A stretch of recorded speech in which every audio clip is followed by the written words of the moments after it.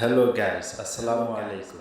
আজকে চলে এসেছি আপনাদের সামনে একটি নতুন নিনজা টেকনিক নিয়ে, যা দেখে আপনারা অবশ্যই অবাক হবেন।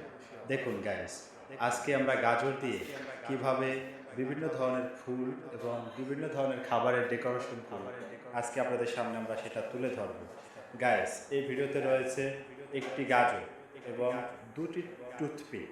দুটি টুথপিক দিয়ে আপনারা ফার্স্টে গাজরটিকে সামান্য গোল করে ভিতরের কলিকে মরিয়ে নেবেন। তারপরে হচ্ছে একটি করে আপনারা একটির থেকে আরেকটিতে ঢুকিয়ে নেবেন। তারপরে আস্তে করে দেখবেন আপনারা একটি অন্যরকম ফুলে পরিণত হয়েছে, যা দেখে আপনারা খুবই অবাক হবেন। আপনারা দেখতেছেন যে আস্তে করে এই ভিডিওটিতে আপনাদের সামনে আমরা তুলে ধরেছি। এটি যে কোনো বিয়ে, গায়ে হলুদ, পার্টি, বিভিন্ন খাবারের সাথে আপনারা এই ডেকোরেশনটিতে তৈরি করতে পারবেন। গাইস, অবশেষে আমাদের ফুলটি হয়ে গেল। দেখুন কেমন হয়েছে, অবশ্যই কমেন্ট করে জানাবেন।